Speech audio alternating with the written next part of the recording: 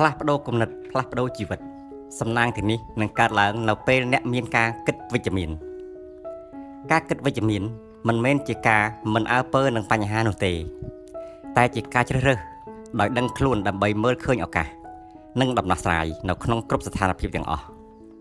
នៅពេលអ្នកសាងផ្នត់គំនិតនេះរឿងល្អៗទាំង5នឹងចាប់ផ្ដើមកើតឡើងក្នុងជីវិតរបស់អ្នក 1. ឱកាសកាន់តែច្រើននឹងមករកអ្នកភាពវិជ្ជមានធ្វើឲ្យអ្នកក្លាយជាមនុស្សដែលបើកចំហនិងស្វែងរកដំណោះស្រាយមនុស្សដែលគិតវិជ្ជមានតែងតែមានលទ្ធភាពខ្ពស់ក្នុងការមើលឃើញនិងចាប់យកឱកាសដែលអ្នកដទៃមើលរំលងលើសពីនេះមនុស្សជោគជ័យក៏ចង់ធ្វើការជាមួយមនុស្សដែលមានថាមពលវិជ្ជមានដែរ 2. សុខភាពផ្លូវចិត្តនិងរាងកាយល្អភាពតានតឹងនិងការគិតអវិជ្ជមានធ្វើឲ្យរាងកាយរបស់អ្នកចុះខ្សោយផ្ទុយទៅវិញការគិតវិជ្ជមានអាចជួយកាត់បន្ថយកម្រិតអរម៉ូន stress លទ្ធផលគឺអ្នកគេងលក់ស្រួលជាងមុន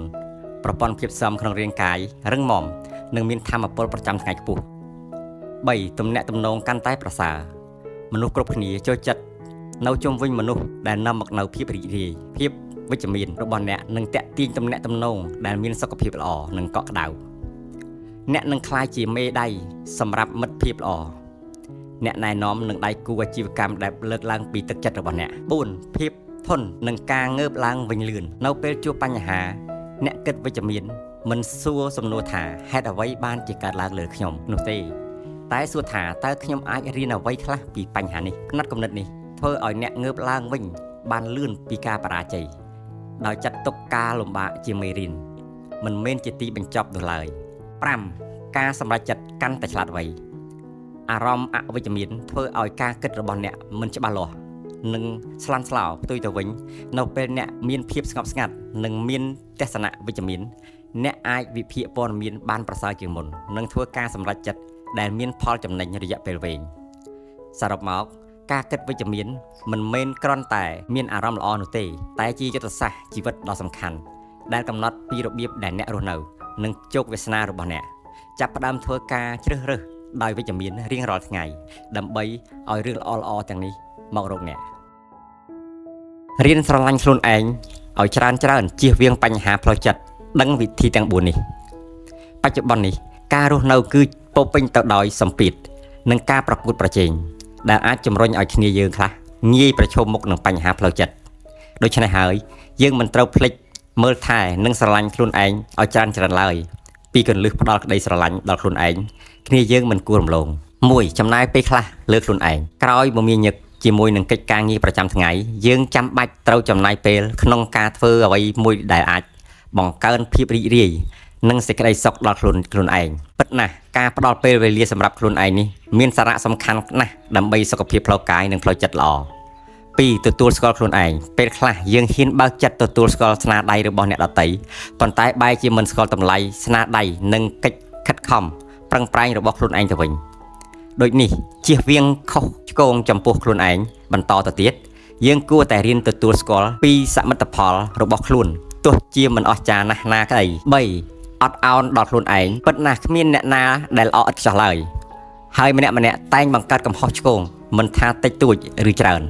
ប៉ុន្តែយើងមិនគួរពិន័យខ្លួនឯងចំពោះកំហុសឆ្គងឬលទ្ធផលមិនល្អទាំងនោះឡើយជំនួសមកវិញយើងគួរតែរៀនពីកំហុសឆ្គងនិងបន្តដំណើរទៅមុខទៀតវិធីសាស្ត្រមួយទៀតគឺការស្រឡាញ់និងថែទាំខ្លួនឯងដោយឲ្យតម្លៃនិងគោរពទាំងចំពោះផ្លូវចិត្តនិងផ្លូវកាយរបស់យើងចូលគេងឲ្យបានគ្រប់គ្រាន់ញ៉ាំបន្លែនិងផ្លែឈើ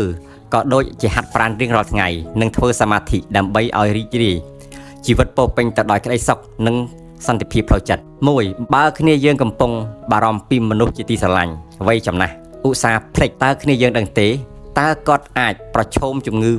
ភ្លេចភ្លាំងដែរឬទេការស្ទង់មើលស្ថានភាពហានិភ័យរបស់គាត់ដោយឆ្លើយសំណួរសាមញ្ញមួយចំនួនក្នុងរយៈពេលតិចជាង1នាទីនេះសញ្ញាទាំង9បញ្ជាក់ថាកូនឆាប់មានប្រតិកម្មខាងផ្លូវចិត្តដោះស្រាយបែបណាក្មេងដែលឆាប់មានប្រតិកម្មអាចមានប្រតិកម្មនឹងអ្វីដែលនៅជុំវិញខ្លួននិងមានអត្តចរិតខុសប្លែកពីក្មេងៗទៀតក្មេងប្រភេទនេះងាយរំជើបរំជួលតែងអាណិតសុភាពរាបសារឆ្ងល់ច្រើនជាងនេះទៅទៀតពួកគេអៀនខ្មាស់ឬភ័យខ្លាចច្រើនប៉ុន្តែត្រូវការក្តីស្រឡាញ់និងការគាំទ្រពីម៉ាក់ប៉ាដើម្បីឲ្យខ្លួនមានភាពជឿជាក់និងសមត្ថភាពខ្លួនឯង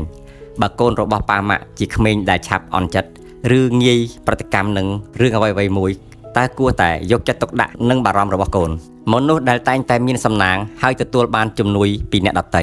ជាធម្មតាមានលក្ខណៈទាំង5នេះសំណាងមិនមែនជាអ្វីដែលធ្លាក់មកពីលើមេឃនោះទេនោះពីក្រោយអ្នកដែលតែងតែជួបមនុស្សត្រឹមត្រូវនៅពេលវេលាត្រឹមត្រូវជារឿយៗមានលក្ខណៈពិសេសនិងខុសប្លែកពីអ្នកដទៃ1រក្សាអាកប្បកិរិយាវិជ្ជមានប៉ុន្តែមិនប្រកបនិយម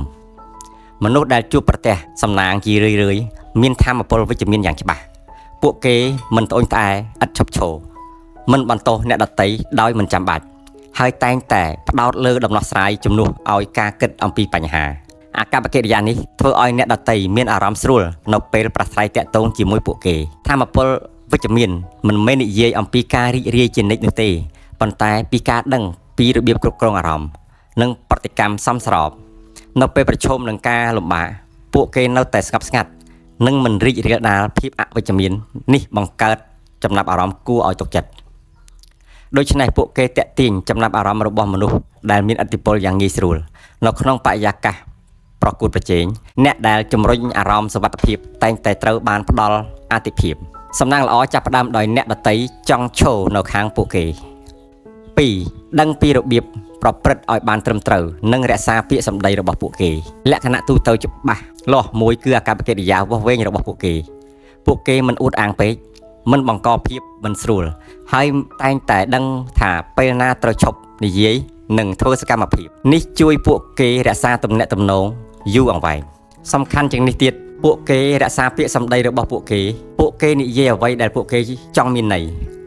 ហើយធ្វើអ្វីដែលពួកគេនិយាយដោយសន្យាតិចជាងមុនប៉ុន្តែបំពេញតាមការសន្យារបស់ពួកគេនៅក្នុងសង្គមភាពជឿជាក់ផ្ទាល់ខ្លួនគឺទ្រព្យសម្បត្តិអរូបីប៉ុន្តែមានទម្ងន់ធំបំផុតអ្នកដែលរក្សាពាក្យសម្ដីរបស់ពួកគេតែងតែត្រូវបានគេចងចាំនៅពេលដែលឱកាសកើតឡើងមនុស្សដែលគួរឲ្យទុកចិត្តនឹងក្លាយជាមនុស្សដំបូងគេដែលត្រូវបានហៅមនុស្សដែលមានឥទ្ធិពលមិនស្វែងរកមនុស្សដែលឥតខ្ចោះទេពួកគេស្វែងរកតែមនុស្សដែលពួកគេអាចសហការជាមួយដោយទំនុកចិត្តហើយនោះជាពេលវេលាដែលសំណាងលេចឡើង3មានឆន្ទៈជួយអ្នកដទៃមុនពេលត្រូវការជំនួយមនុស្សដែលជួយអ្នកដទៃឧបត្ថម្ភញឹកញាប់មិនគណនាប្រាក់ចំណេញនិងការខាតបង់នៅពេលអ្នកជួយអ្នកដទៃពួកគេផ្ដល់ជំនួយដោយសកម្មនៅពេលណាដែលអាចធ្វើទៅបានមិនមែនរងចាំអត្ថប្រយោជន៍ភ្លាមៗនោះទេជំនួយប្រភេទនេះបង្កើតបណ្ដាញទំនាក់ទំនងវិជ្ជមានទង្វើតូចតាចនីមួយៗប្រមូលផ្ដុំទំនុកចិត្តនិងសុឆន្ទៈនៅពេលត្រូវការពួកគេមិនចាំបាច់ស្វែងរកជំនួយទេជំនួយមកដល់ពួកគេអ្នកទទួលផលមិនមែនជាមនុស្សចម្លែកទេវាអាចជាអ្នកដែលធ្លាប់ទទួលបានសេចក្តីសប្បុរសពីមុនមកសំណាងក្នុងករណីជាច្រើនគឺគ្រាន់តែជាលទ្ធផលនៃការផ្ដល់ឲ្យតាមរបៀបត្រឹមត្រូវនិងនៅពេលវេលាត្រឹមត្រូវ4តែងតែរៀននិងចាប់យកឱកាសមនុស្សដែលមានសំណាងមិននៅស្ងៀមទេពួកគេតែងតែធ្វើបច្ចុប្បន្នភាពនិងកែលម្អខ្លួនឯងជារៀងរាល់ថ្ងៃនេះជួយពួកគេឲ្យស្គាល់ឱកាសមុននិងត្រៀមខ្លួនរួចរាល់នៅពេលដែលគេកើតឡើ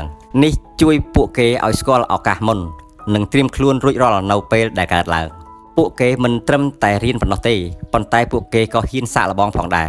នៅពេលដែលឱកាសកើតឡើងពួកគេក៏មិនស្ទាក់ស្ទើរយូរពេកទេការសម្រេចចិត្តរបស់ពួកគេជួយពួកគេឲ្យនៅមុខអ្នកដទៃមួយជំហានក្នុងករណីជាច្រើនការដើរលឿនជាងអ្នកដទៃបន្តិចនឹងធ្វើឲ្យមានភាពខុសគ្នាយ៉ាងខ្លាំងឱកាសច្រើនតែផ្ដល់ដល់អ្នកដែលមានសមត្ថភាពអភិយោគប្រសិនបើអ្នកខ្វះសមត្ថភាពឬគំនិតរួចផ្ដើមទោះបីជាឱកាសកើតឡើងក៏ដោយក៏រងាយនឹងរអិលចេញវិញដែរដូច្នេះសំណាងគឺពិតជាអំពីការរៀបចំដើម្បីជួយគ្នាជាមួយមនុស្សត្រឹមត្រូវ5ដឹងពីរបៀបស្គាល់និងសង្កេតលក្ខណៈមួយដែលមិនសូវមានការចាប់អារម្មណ៍ប៉ុន្តែមានសារៈសំខាន់ខ្លាំងពួកគេដឹងពីរបៀបស្គាល់មិនត្រឹមតែឆ្លើយតបប៉ុណ្ណោះទេប៉ុន្តែថែមទាំងយល់ផងដែរនេះជួយពួកគេឲ្យយល់បានយ៉ាងឆាប់រហ័សអំពីចិត្តវិទ្យារបស់អ្នកដទៃសមត្ថភាពក្នុងការសង្កេតជួយពួកគេឲ្យជៀសវាងបញ្ហាជាច្រើនផងដែរពួកគេស្គាល់ថាអ្នកណាគួរឲ្យទុកចិត្តធ្វើជាឱកាសពិតប្រាកដនិងធ្វើជាហានិភ័យដែលអាចកើតមានដូច្នេះពួកគេកាត់បន្ថយកំហុសដែលមិនចាំបាច់ភាពប៉ិនប្រសប់នេះធ្វើឲ្យពួកគេងាយទុកចិត្តនិងគាំទ្រអ្នកឧបត្ថម្ភច្រើនតែជ្រើសរើស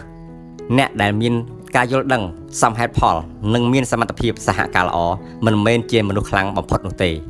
សំណាងជារឿយៗលេចឡើងនៅជុំវិញមនុស្សដែលមានរបៀបរស់នៅនិងអាកប្បកិរិយាត្រឹមត្រូវនៅពេលដែលលក្ខណៈទាំងនេះបញ្ចូលគ្នាអ្នកនឹងជួបមនុស្សដែលចង់ជួយអ្នកគ្រប់ពេលវេលា